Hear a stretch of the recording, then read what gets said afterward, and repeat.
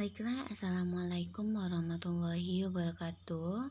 Baiklah, pada kesempatan kali ini saya akan menjelaskan materi mengenai prinsip pembelajaran anak berkebutuhan khusus. Nah, prinsip anak berkebutuhan khusus ini ada dua. Yang pertama yaitu prinsip umum. Nah, prinsip umum ini adalah prinsip yang dijelaskan secara keseluruhan bagi anak. Kemudian yang kedua yaitu prinsip khusus. Nah, prinsip khusus ini menjelaskan secara khusus bagi anak berkebutuhan khusus itu sesuai dengan kebutuhan yang dimiliki oleh anak. Jadi kita masuk saja pertama yaitu prinsip umum.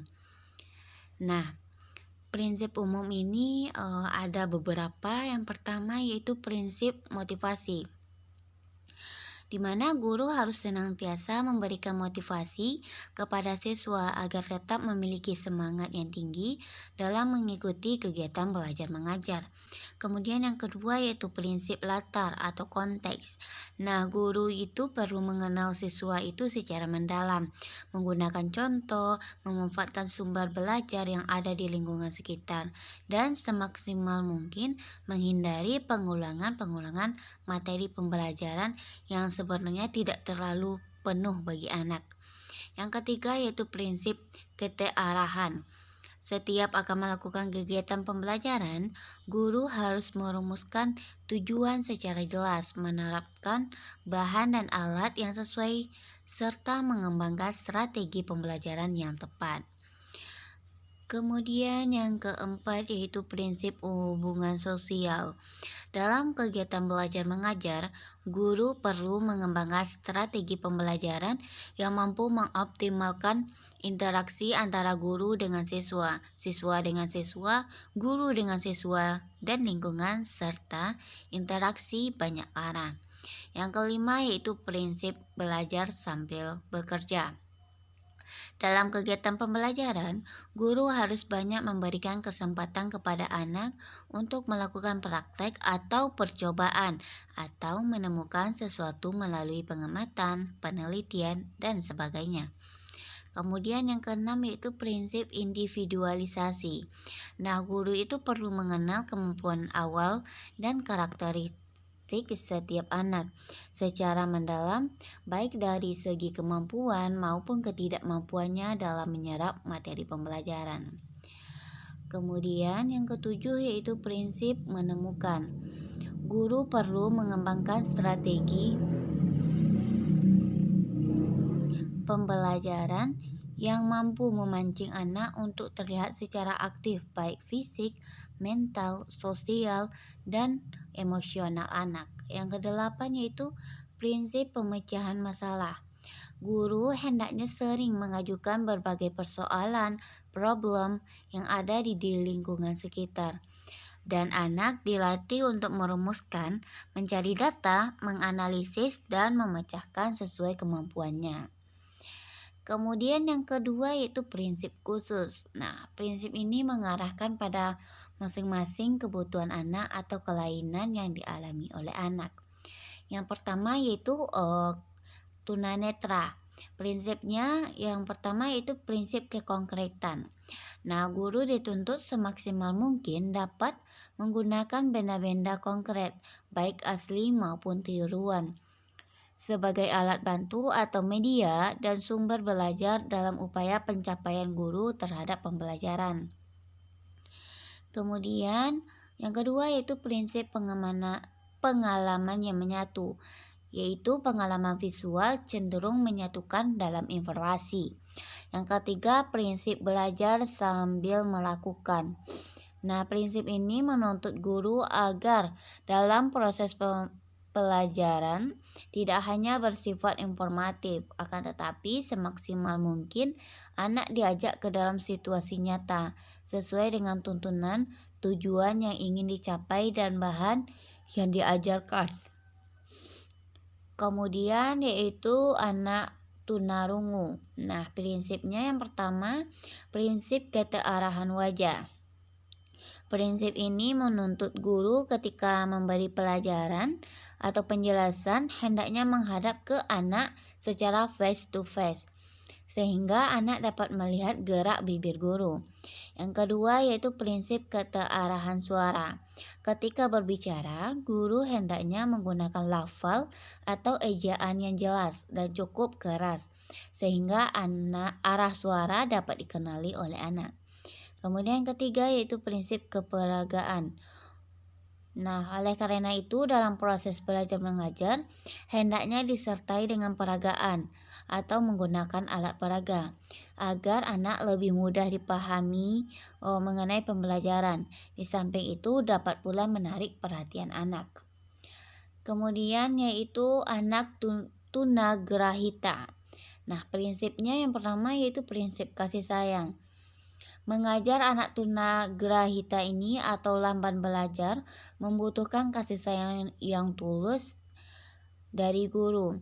Guru hendaknya berbahasa yang lembut, tercapai sabar, rela berkorban, dan memberikan perilaku contoh yang baik, ramah, dan supel, sehingga siswa tertarik dan timbul kepercayaan, pada akhirnya bersemangat untuk melakukan saran-saran dari gurunya.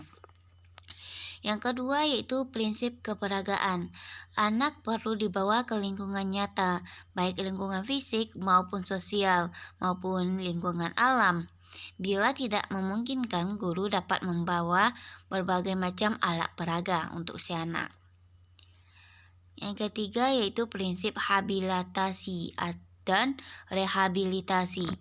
Habilitasi adalah usaha yang dilakukan seseorang agar anak menyadari bahwa mereka masih memiliki kemampuan atau potensi yang dapat dikembangkan, meski kemampuan atau potensi tersebut terbatas. Sedangkan rehabilitasi adalah usaha yang dilakukan dengan berbagai macam bentuk dan cara, sedikit demi sedikit mengembalikan kemampuan yang hilang atau belum berfungsi secara optimal. Kemudian keempat yaitu anak tunadaksa.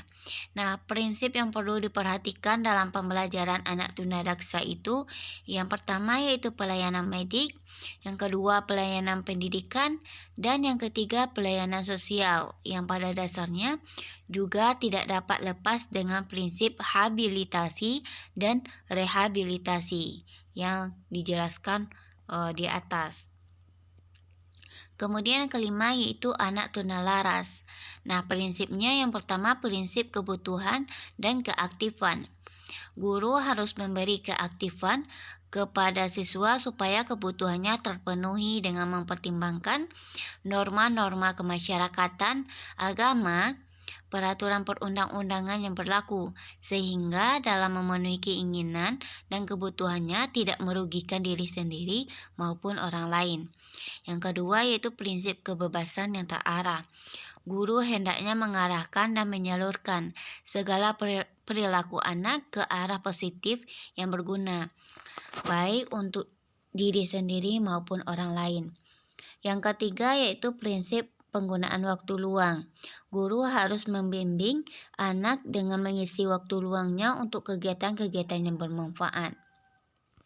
Kemudian yang selanjutnya yaitu prinsip kekeluargaan dan kepatuhan.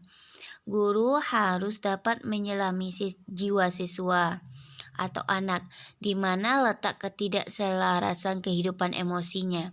Selanjutnya mengembalikan kepada kehidupan sosial atau emosional yang tenang, laras, sehingga rasa kekeluargaan menjadi pulih kembali. Kemudian selanjutnya prinsip setia kawan dan idola serta perlindungan. Guru hendaknya secara perlahan-lahan berupaya menggantikannya posisi ketua kelompoknya, menjadi tokoh idola siswa dengan cara melindungi siswa dan berangsur-angsur kelompoknya berganti dengan teman-teman sekelasnya, dan setia kawan berganti kepada teman-teman sekelasnya, dan yang pada akhirnya mereka akan merasa senang bersekolah. Kemudian selanjutnya yaitu prinsip minat dan kemampuan. Nah, guru harus memperhatikan minat dan kemampuan anak, terutama yang berhubungan dengan pembelajaran. Kemudian selanjutnya yaitu prinsip emosional, sosial, dan perilaku. Nah, guru harus berusaha mengidentifikasi problem emosi yang disandang anak. Kemudian, berupaya menghilangkannya untuk diganti dengan sifat-sifat yang baik sesuai dengan norma-norma yang berlaku di masyarakat dan agama. Dan dengan cara diberi tugas-tugas tertentu yang terpuji baik secara individual maupun secara kelompok. Kemudian selanjutnya itu prinsip disiplin. Nah, guru perlu membiasakan siswa untuk hidup teratur dengan selalu diberi keteladanan dan pembinaan dengan sabar. Kemudian yaitu prinsip kasih sayang. Dengan demikian, melalui prinsip umum dan prinsip khusus tersebut, diharapkan guru dapat melaksanakan pembelajaran yang menyenangkan serta efektif dan efisien kepada anak berkebutuhan khusus. Sehingga dengan demikian, pembelajaran akan diharapkan dapat tercapai dengan baik. Nah, itulah hasil materi mengenai prinsip khusus dan umum anak berkebutuhan khusus. Sekian dari saya. Wassalamualaikum warahmatullahi wabarakatuh.